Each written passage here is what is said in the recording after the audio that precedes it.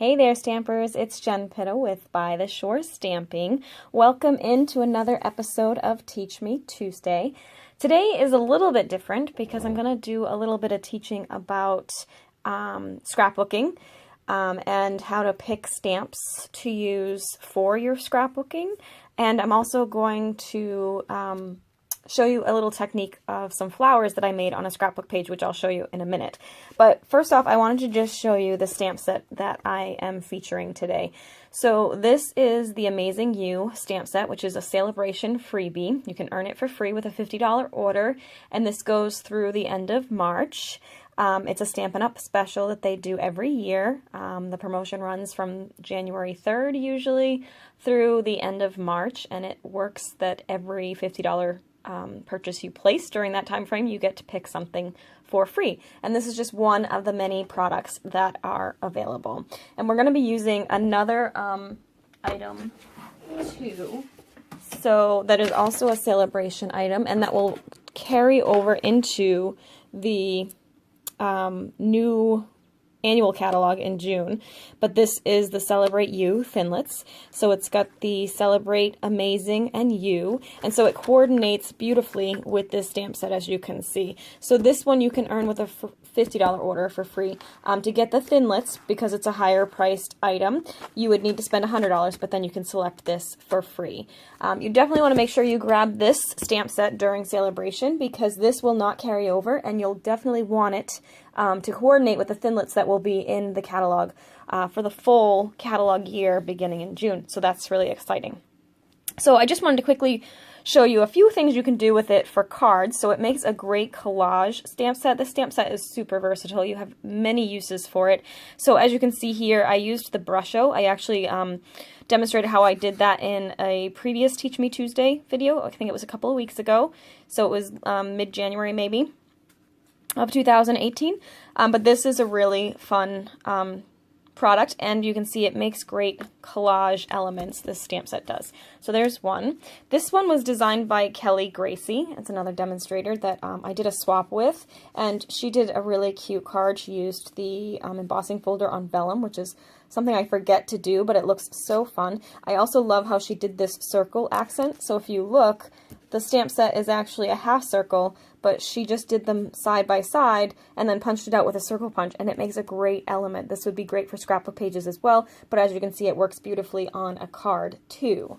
So then we have this one here, which I don't think there was a name on this one, so I'm not sure who did this. This was not mine either, but she used that great little flourish here in the background as a background stamp, which would be a great technique for stamping as well. I love the monochromatic. I mean, it's not completely monochromatic, but I like the fact that it's just one color on this with the black and white, and that's what I'm going to do on my scrapbook page today as well.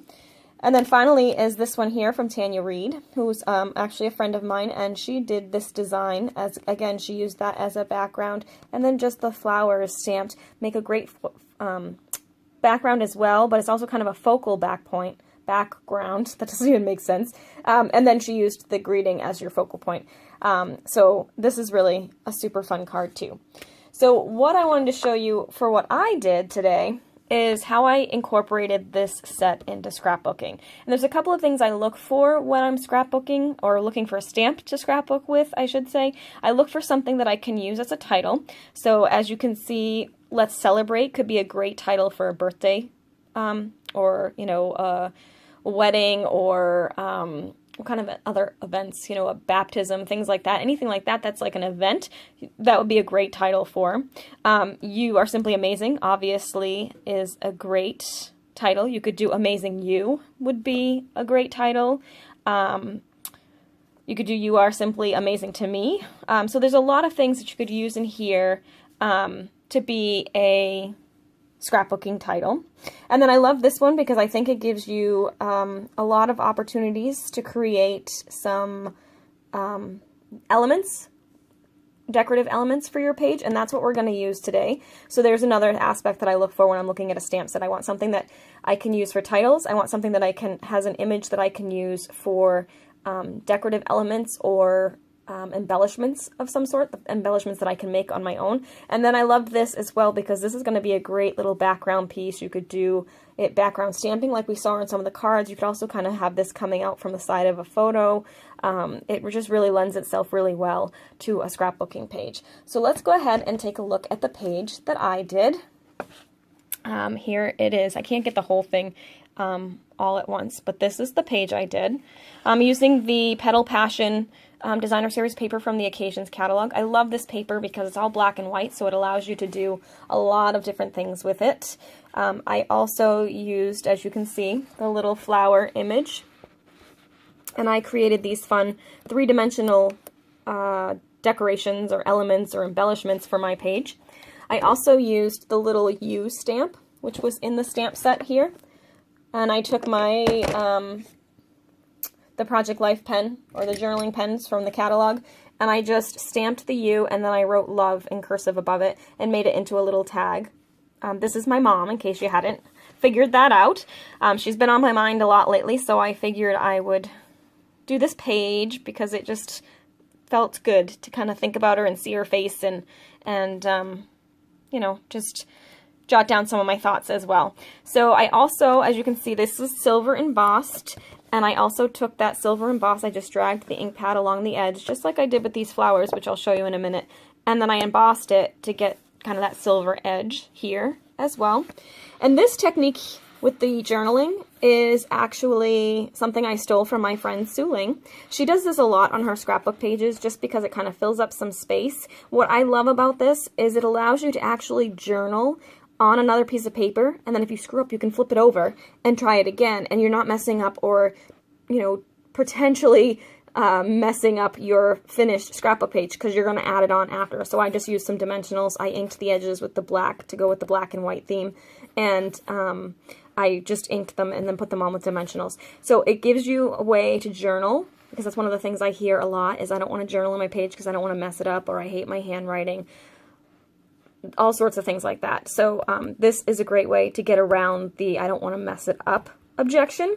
As far as I hate my handwriting, I have a whole nother diatribe on that, but we won't get into that today. So we're just going to talk about how I did these cute little flowers here.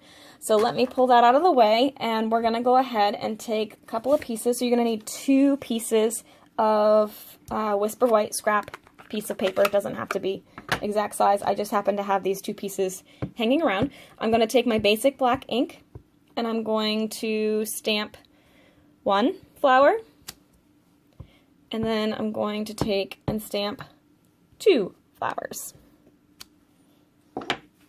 Okay, and then I'm going to take my snips, and on this version, I'm just going to cut this flower right here, the inside one. So not the outer edge, just the inside. So you would just go ahead and come in, and you're just going to carefully go, and you don't have to be super meticulous, but you do want to kind of be somewhat precise with your cutting. And you're just going to go ahead and go around and cut just the inside of that little flower, like that. So it will look like this, okay? And then for this one, you're going to actually cut all the way around the whole flower, including these outside pieces, so that you have the full flower outline. So it looks like this. So you can kind of see the difference. So I've got the inside and the outside of that flower. So now what I did was I took the Versamark ink pad, which is the best embossing ink pad. And I just literally took my flower. I'm not going to do it now because I don't want to sprinkle and heat emboss right now because I put my embossing powder away already. But you would take your flower and just rub the edges of that into the ink pad, and then you would place it down, sprinkle it with your embossing powder, and heat set it in a relatively quick manner. You want to do those 3 steps, and you would do that for both of them. When you've done that, you get this. So now you have just the edges are embossed, so you can see that shine, which is really fun. And then I took my scissors, because this is going to be my top layer. So once it was embossed, I took my scissors and I just kind of cut along these little edges, the little petal edges, except for this one because it was already cut out. So these 3, and I just cut along there, and what that does, it allows me to be able to scrunch these up, okay, which is what I wanted to do. And then I used my Stampin' Dimensionals, my mini Stampin' Dimensionals, which are awesome if you don't have any. They're a smaller version of our regular dimensionals, which those are here. So you can see these are just a smaller version of those. And I'm going to take 2 little mini dimensionals for the center of each of these flowers. Or just that one, actually. Because you just need 2 flowers for each finished flower that we're going to do. So if you were doing 3 of them like I did, you'd actually need 6 of these total. 3 of the little ones and 3 of the big ones. Okay, so I've got that. Whoops, that's not cooperating. There we go.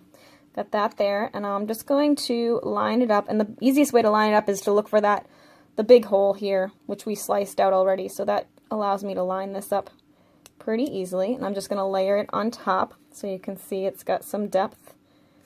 So there's that. And then I'm just going to go ahead and kind of crunch that a little bit. And what works really nice with these is the clear faceted gems. These are a lot of fun, and they haven't gotten enough love from me since the new annual catalog came out, so I decided to put those on here. Now, if you don't like bulky scrapbook pages, you wouldn't want to use that. Probably you'd want something a little bit flatter. The White Perfect accents would be great for that. Or you could just leave it empty, or put like a cardstock middle in with a small circle punch or something. But I just love the glitz and glam with that. And then you can again see what the finished product looked like when you get it on the page. So I grouped 3 of them together, and then I put one of those little centers in, and you can see these kind of floof. Of course, once you put them in an album, they're going to kind of unfloof a little bit, but they'll still have that depth because they've got the dimensionals in between there, so there'll be a little bit of a lift between them. So then you can kind of see that all together it works really nice. And you can also see I used the framelits that I mentioned at the beginning. I used the U in the garden green, which matches this strip here, and also pulled out the green in the photo. And then I also used the Amazing from that same set in the black, and just stamped the R Simply. So as you can see, this You Are Simply Amazing makes a great title for your pages. And you could have, if you didn't have the dies, you could completely do that in stamps as well instead of doing it with the dies. But I just really love this font right here. I think it's a lot of fun and just adds some real visual interest to the finished page. So there you have it. So I think when you're scrapbooking that, you know, there's a couple of things, again, to remind you of what you want to look for if you're looking for a stamp set to use when you're scrapbooking, which I think is a very economical way to scrapbook, because you could buy a couple of stamp sets and have enough elements and titles and backgrounds to do multiple pages in any color you need. So as I mentioned, you want to look for a stamp set that has something you could use as a background stamping item. So tone on tone works great because it adds the color to your page, or the pattern to your page, but it doesn't actually take away from your photos. So if you were stamping on Pool Party cardstock with Pool Party ink, it makes a great background, and I do that a lot. This would also be a great background, but it also gives you potential to be an element on a page, as does this, as we saw on this card here, where she stamped it twice back to back and then cut it out with a circle punch. That allows you to have a nice element as well. You could put that on a page and then just put Celebrate across the middle or something like that too, which would be great on scrapbook page as an element. And then of course the last thing you want to look for is whether or not you have some options for stamping titles or just little bits and things that you could use on the page to highlight, you know, like the Love You or something like that as well. So those are my tips for scrapbooking with stamps, and also giving you a few uses for this amazing stamp set that you'll definitely want in your collection before the end of Sale-A-Bration. I will post what we used in the video description below. And if you have any questions, feel free to give me a shout. Thanks so much for watching, and we'll see you next week for the next Teach Me Tuesday episode. Have a great week.